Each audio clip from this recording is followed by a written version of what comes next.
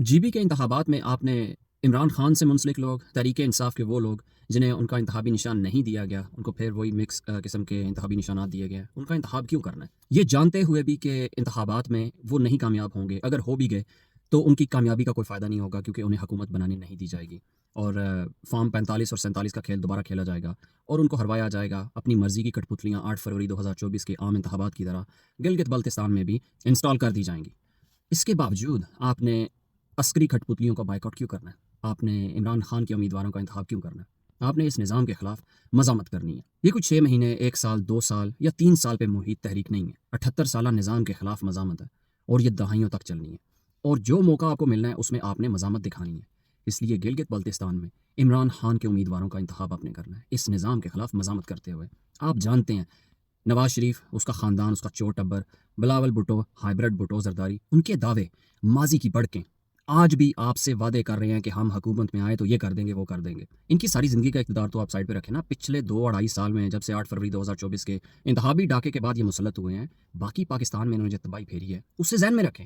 उसे बिल्कुल मत भूलिएगा। जो कुछ इन्होंने बाकी मानदा पाकिस्तानियों की खाल उधेड़ी है महंगाई से, नाअहली से सबसे बढ़ के और अस्करी सहूलतकारी से, आप इनका इंतखाब मत करें, आप इनको रद्द करें। आपने फॉर्म 47 और 45 का जो खेल उन्होंने खेलना है उसको मुश्किल तरीन बनाना है। पहले तो आपने दिफा करना है, अपना वोट जो डालने जा रहे हैं उसका आपने दिफा करना है।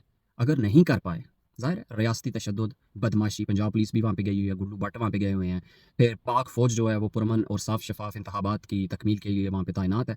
तो उससे बचने के लिए आपने बड़े नंबर्स में निकल के इमरान खान के उम्मीदवारों को सपोर्ट करना है, इस निज़ाम के खिलाफ मज़ामत करते हुए। अनफॉर्चुनेटली मैं इस बारे में कुछ ज़्यादा बात नहीं कर सका क्योंकि कुछ दिनों से मेरी तबीयत ठीक नहीं थी, मैं नहीं बात कर पाया। और फिर आज ख़ास तौर पे मैं आप सब से, जो मुझे सुनते हैं, जो जानते हैं, जो नेक ख्वाहिशात का इज़हार करते हैं, उनसे मुखातिब होना चाहता हूँ। एक बात बताना चाहता हूँ वो ये कि कल रात को मेरा एक एक्सीडेंट हुआ, बहुत बुरी तरह से एक्सीडेंट हुआ। मेरी गाड़ी मुकम्मल तबाह हो गई है, राइट ऑफ हो गई है। अल्लाह ने मुझे महफूज़ रखा और एक लम्हे के लिए मुझे लगा कि बस अब जो है ना वो आखिरी वक्त आ गया। मैं ऐसी बातें पहले नहीं करता कि अपने ज़ाती मामलात लोगों के साथ डिस्कस नहीं करता क्योंकि ये मकसद नहीं है। लेकिन कल जो मैंने महसूस किया उसके बाद मैं चाहता हूँ कि मैं आपके साथ ये बात शेयर करूँ। अम, जब मेरा एक्सीडेंट हुआ, जब मेरी आँखों के सामने मुझे मौत नज़र आई, तो सिर्फ़ 2 चीज़ें मेरे ज़हन में गर्दिश कर रही थी, एक लम्हे के लिए। वो ये कि अपने प्यारों की शक्लें एंड देन दूसरी सोच ये कि इमरान खान को आज़ाद देखे बगैर, पाकिस्तान को आज़ाद देखे बगैर मैं मरने लगा हूँ। लेकिन खुदा की करनी ऐसी हुई कि मैं बच गया और आपको बताने का मकसद ये कि मैंने अपनी आँखों के सामने मौत देखी है और फिर उसे टलते देखा है और इसके लिए मैं उन तमाम लोगों का शुक्रिया अदा करना चाहता हूँ, दिल से शुक्रिया अदा करना चाहता हूँ, जो दुआएँ करते हैं, जो दुआओं में याद रखते हैं और आप सब की नेक ख्वाहिशात और दुआओं की वजह से कल मौत की मुसीबत मुझसे टली है और मैं ये अपना फ़र्ज़ समझता हूँ कि मैं आपका शुक्रिया अदा करूँ। ऐसा नहीं है कि एक दफ़ा मैं बच गया तो दोबारा ऐसा नहीं होगा।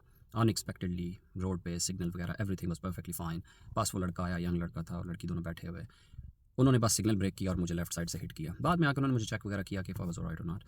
बट कहने का मकसद ये है कि मौत कहीं पे भी आ सकती है और दुआओं से ये मुसीबतें, इवन मौत जैसी मुसीबत भी टल जाती है और इसका अमली नमूना कल मैंने देखा। इसलिए मैं आप तमाम लोगों का जो टिकटॉक पे, फेसबुक पे, इंस्टा पे, एक्स पे या यूट्यूब पे जो थोड़े बहुत लोग मुझे जानते हैं और दुआओं में याद रखते हैं, उनका तहे दिल से शुक्रिया। अल्लाह आपको भी ऐसे ही अपनी हिफ्ज़ व अमान में रखे और आपसे नागहानी मौत और इस तरह के हादसात दूर रखे।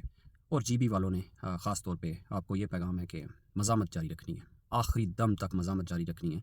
आपने वोट इमरान खान को देना है और वो जो इनका स्लोगन है इमरान खान की जमात का, पीटीआई का, जुल्म का बदला वोट से, आपने यही करना है फ़िलहाल। इसके अलावा और कोई चारा नहीं है। हमने मज़ामत रिकॉर्ड करवानी है हर तरीके से।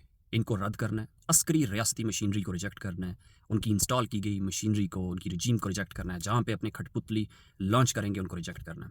खैर बिल्लों पे और नवाज शरीफ की बकवासियात पे दूसरी वीडियो में बात करूँगा। पाकिस्तान पाइंदाबाद, इमरान खान जिंदाबाद।